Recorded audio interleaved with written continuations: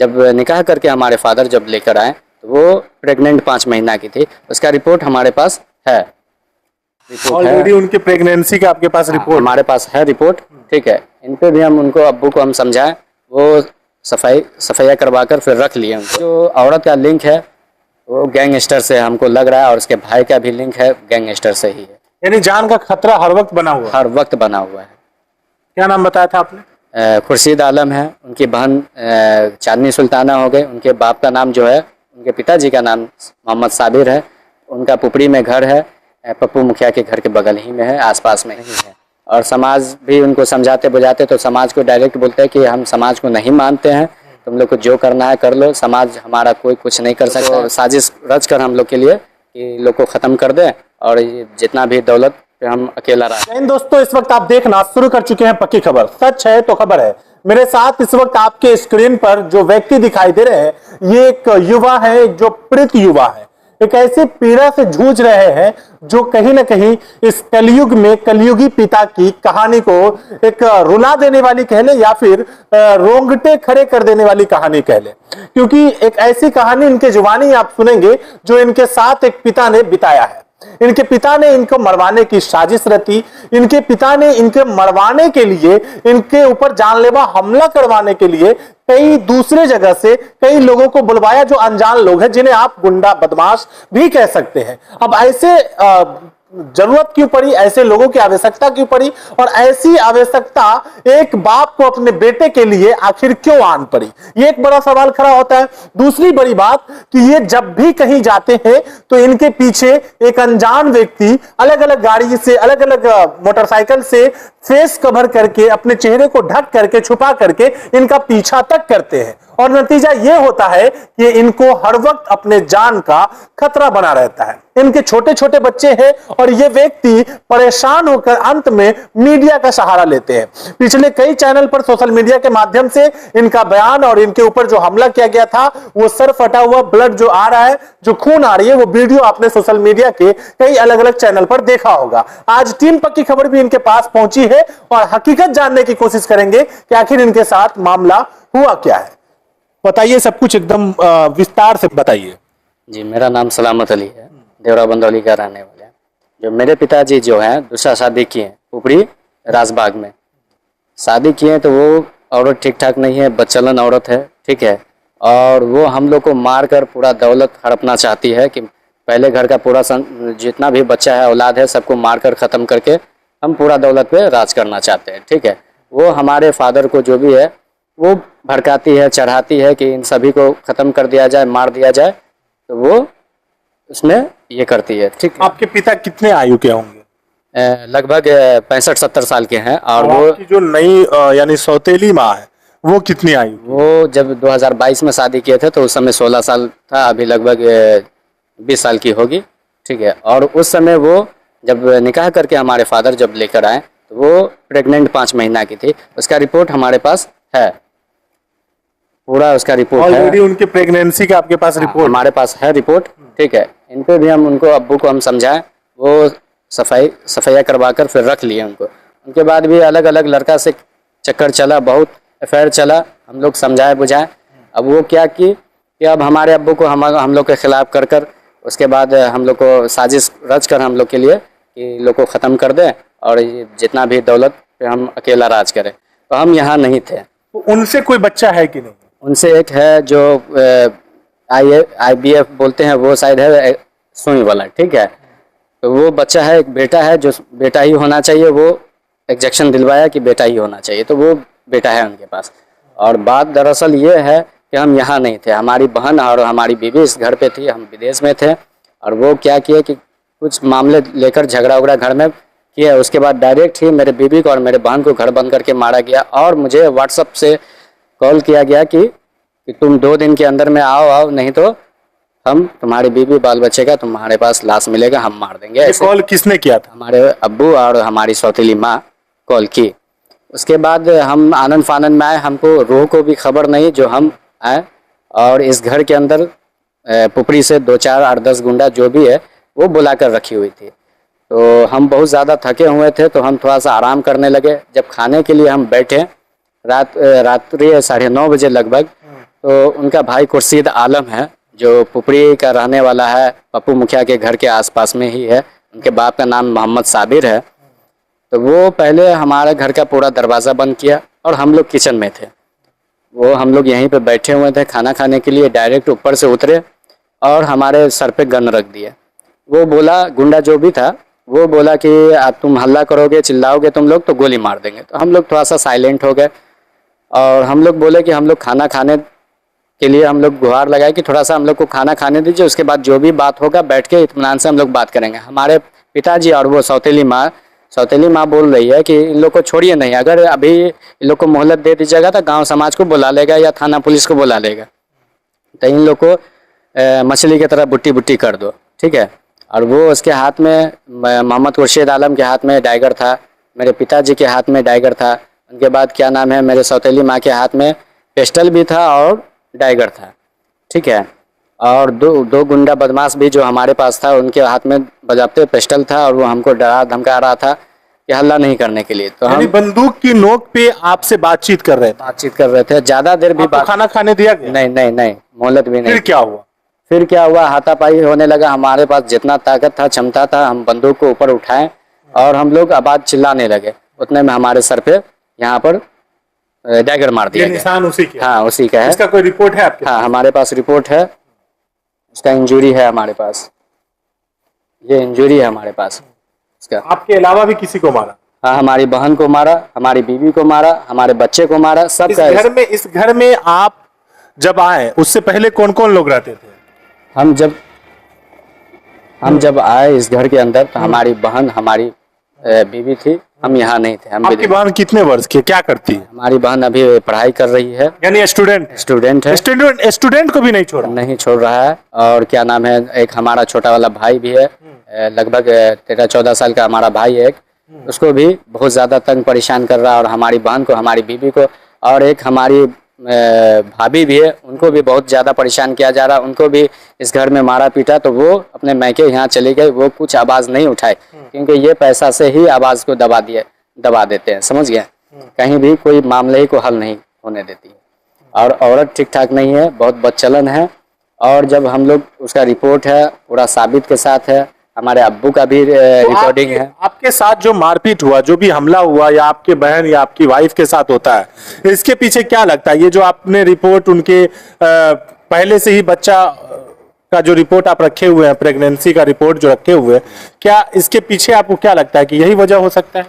ये भी वजह है और प्लस दौलत का वजह है कि ये सबको हटा देंगे तो इस पूरी दौलत पे हम अकेला राज करना चाहते हैं। दौलत की कमी नहीं है, प्रॉपर्टी की कमी नहीं है, घर द्वार की कमी नहीं है। इसके वजह से चाह रही कि वो एक छोटा, उसके पास एक बेटा है, सब उनके नाम से कराना चाहती है कि हमारा जीवन सही चले, और हम लोग को हटाना चाहती है। ये कहाँ का इंसाफ है? हम तो आपके पिता भी आप लोग का साथ दे रहे थे, मगर वो क्या सिखाती है, पढ़ाती है, उन्हीं के बात में आ जाते हैं बस।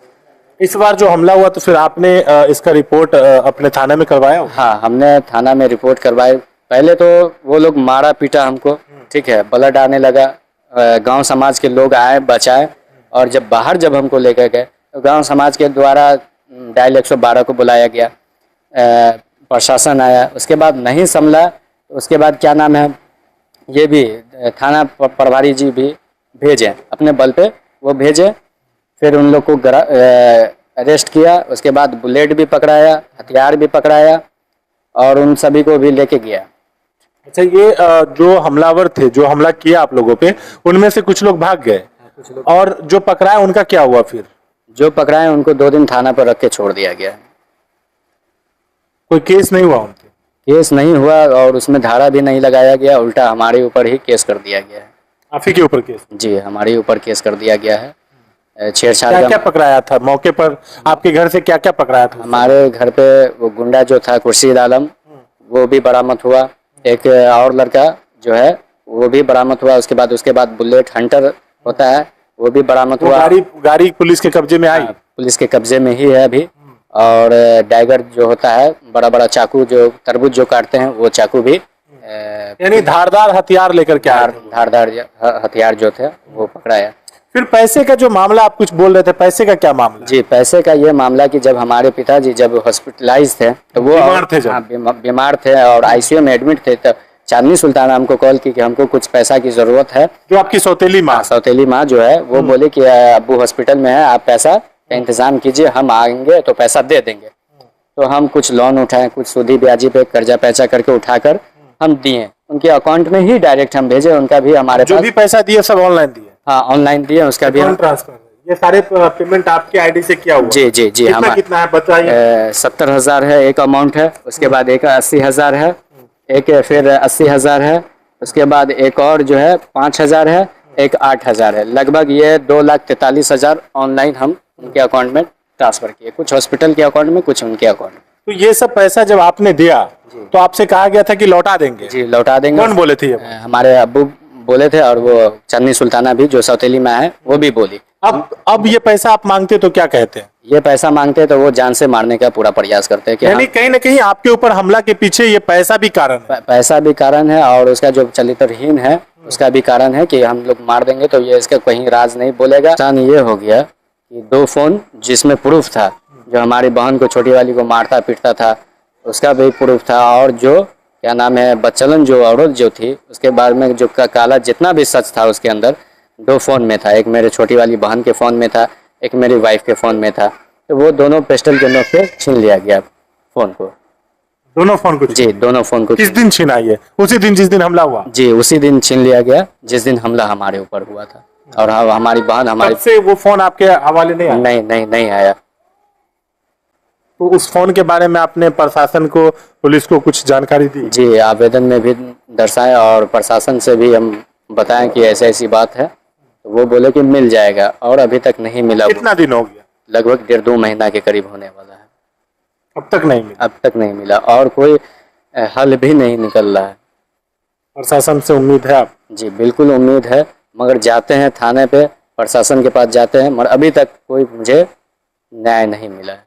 मुझे न्याय मिलना चाहिए, मिलेगा, और हम मार देंगे तो इसको कोई पैसा नहीं देना पड़ेगा। हालांकि हम ये पैसा हमारा अपना निजी पैसा नहीं था, हमने बजाज फाइनेंस से लोन भी उठाया, और अड़ोसी पड़ोसी जो भी है गांव समाज में जो आदमी है, दोस्त यार रिश्तेदार, उनसे भी हम पैसा लेकर हम उनको दिए। आपने किसी तरह जो है चांदनी सुल्ताना के कॉल करने के बाद, चांदनी सुल्ताना जो आपकी सौतेली माँ है उसका कॉल आने के बाद आपने इधर उधर करके जैसे भी करके लगभग 2 लाख 2.5 लाख रुपए आपने जुगाड़ करके भेज दिया, लेकिन इन पैसों का भी कोई आपको अब तक कोई सॉल्यूशन नहीं मिल रहा है, और ना आपको ये पैसा देने की बात वो कर रहे हैं, वो पैसा लौटाने की भी बात नहीं कर रहे हैं।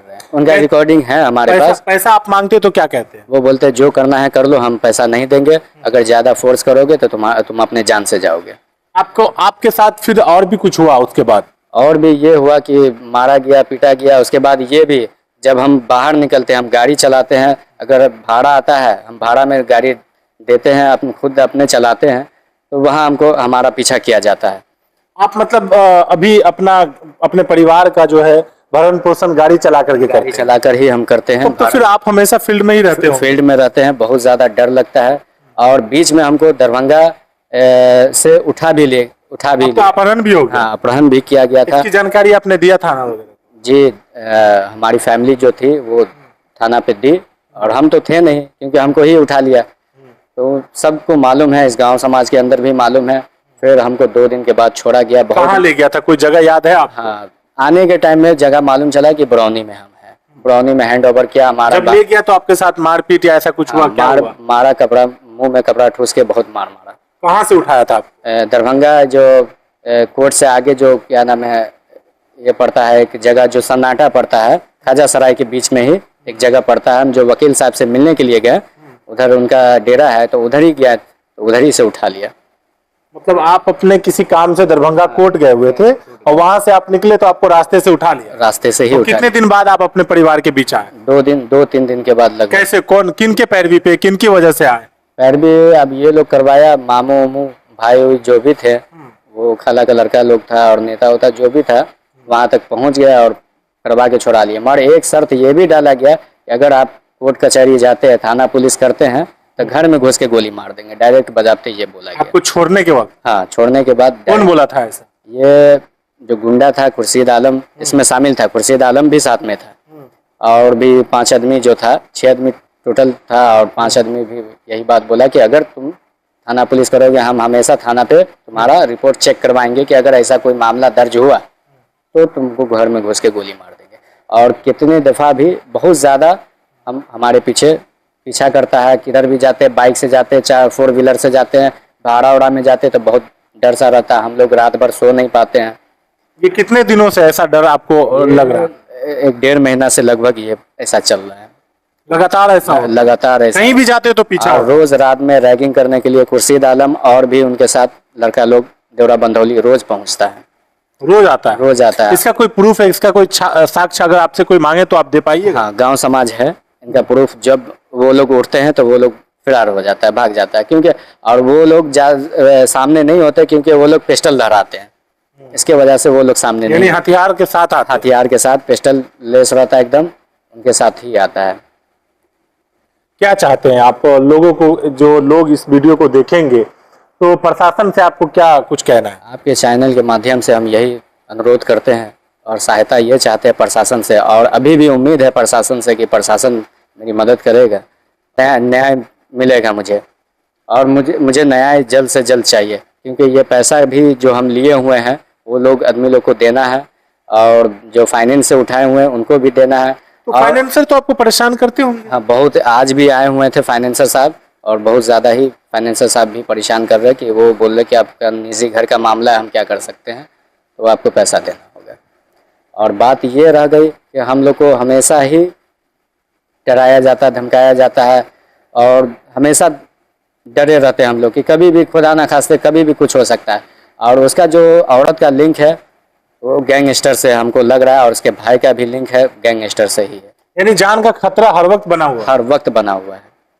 क्या नाम बताया था आपने? खुर्शीद आलम है, उनकी बहन चांदनी सुल्ताना हो गई, उनके बाप का नाम जो है, उनके पिताजी का नाम मोहम्मद साबिर है, उनका पुपड़ी में घर है, पप्पू मुखिया के घर के बगल ही में है, आसपास में ही। ये सब जो करवा रहे हैं चांदनी सुल्ताना यानी आपकी सौतेली माँ, और आपके पिता का क्या हाँ, नाम है? पिताजी का नाम है अशरफ अली, वो पिताजी भी इनमें शामिल हो गए हुए हैं, और हम लोग को देखना ही नहीं पसंद करते। एक छोटी बहन है, एक छोटा भाई है, और हम मतलब सब हम लोग टोटल 6 भाई बहन है। बोलता है सबका ज़िंदगी तहस नहस कर देंगे, और उनके ससुराल में भी फ़ोन करके बोला जाता है, उनके सास को भी बोलते हैं कि हमारी बेटी को तंग करो, परेशान करो। इनका भी हमारे पास प्रूफ है। हमारे यहाँ के क्या नाम है जिला परिषद कन्डेन साहब जो हैं, उनको हम बजाते लाइन पे रखे हुए थे। जिस दिन हम अपने बहन के घर पे गए थे तो वहाँ जो हमारी मामानी जो चिल्ला रही थी कि हाँ ये सब में हम भी साथ दे रहे हैं, और आप लोग को जो करना है कर सकते हैं बजाते। यानी आपकी जो बहन शादीशुदा है उनको भी उनके घर में परेशान किया जाता है? परेशान किया जा रहा है। ममेरे भाई से शादी? हाँ, ममेरे भाई से ही शादी है, और ये चांदनी सुल्ताना उनके सास को फ़ोन करके उसको भी परेशान बोलते हैं कि आप परेशान कीजिए उनको, जो जहाँ है वहीं उसको परेशान करवाया जाता है। और हमारी बहन को, हमारे बहनों को जो एक पुपड़ी में है, उनको धमकी देते हैं कि अगर तुम लोग इसके मामले में आए, अगर इसके सपोर्ट करोगे तो तुम लोग भी जान से हाथ धो दोगे। और हमारे जितने भी खालू हैं, खाला है, रिश्तेदार हैं, उन सभी को फ़ोन करके डायरेक्ट धमकी देते हैं। जो हमारे घर में काम करने आते हैं उनको भी धमकी देता है, और हमारा गाड़ी जो चलाता है ड्राइवर, उनको भी बजाते धमकी दिया जाता है कि अगर इनका गाड़ी चलाओगे तो तुमको जान से मार दिया जाएगा। मतलब किसी को भी छोड़ते नहीं है वो? हाँ, छोड़ते नहीं है, और समाज में भी वो नहीं है, और समाज भी उनको समझाते बुझाते तो समाज को डायरेक्ट बोलते हैं कि हम समाज को नहीं मानते हैं, तुम लोग को जो करना है कर लो, समाज हमारा कोई कुछ नहीं कर सकता है, मेरे पास इतना पैसा है कि तुम लोग जहाँ जाना चाहते हो जाओ, और मेरा कहीं कोई कुछ नहीं कर सकता है। तो ऐसे में आपको हर वक्त खतरा बना रहता है? जी, और जो 2 स्टूडेंट मेरा भाई बहन है, उनके पीछे भी पीछा करवाया जाता है, उनको भी डर रहता है कि कभी भी कुछ हो सकता है। मतलब स्टूडेंट को भी नहीं छोड़ रहे हैं, और हालांकि हम लोग पहले घर के बच्चे हैं, औलाद हैं, तो कुछ नहीं समझते, बोलते हैं कि उन सबको मार देंगे। और आज भी हम अपने बहन को दरभंगा लेकर गए हुए थे कॉलेज के लिए, तो वहाँ भी आज भी पीछा कर रहा था कि जान से ही कहीं भी ख़त्म कर देंगे। मगर आदमी पब्लिक रहता है, आवाम रहता है, तो वो कुछ नहीं कर पाता है, और पीछा करता है। और हम प्रशासन से हम अनुरोध करते हैं कि हमको न्याय मिलना चाहिए। आपको उम्मीद है? उम्मीद है, पूरा उम्मीद है कि प्रशासन मुझे न्याय दिलाएगा। तो हमारे साथ सलामत अली थे, जिनका अपना आरोप अपने पिता पर ही है और सारी बातें आपने सुनी। तो कहीं ना कहीं कलयुगी पिता के बारे में आपकी क्या राय है, कमेंट करके जरूर बताएं, क्योंकि कलयुगी पिता के साथ साथ एक कलयुगी माँ जो कहीं ना कहीं सौतेली माँ के बारे में आपने बहुत सारी कहानियां, बहुत सारे एपिसोड, बहुत सारे रियल लाइफ में आपने बहुत कुछ सुना होगा, लेकिन रियल लाइफ में भी ऐसा कुछ हो सकता है। ये चीजें एक पीड़ित युवा, एक पीड़ित व्यक्ति ने खुद अपनी जुबानी बताया आपको। तो आप इस वीडियो को ज्यादा से ज्यादा शेयर कर सके, ताकि ऐसे गलत करने वाले लोग जो कहीं इस तरह से गलत करके छुपे होते हैं, भागे हुए होते हैं, उन्हें प्रशासन खोज कर निकाल सके और न्याय दे सके। आप देख रहे थे टीम पक्की खबर की स्पेशल रिपोर्ट। मैं फैजी, चीफ रिपोर्टर पक्की खबर। जय हिंद।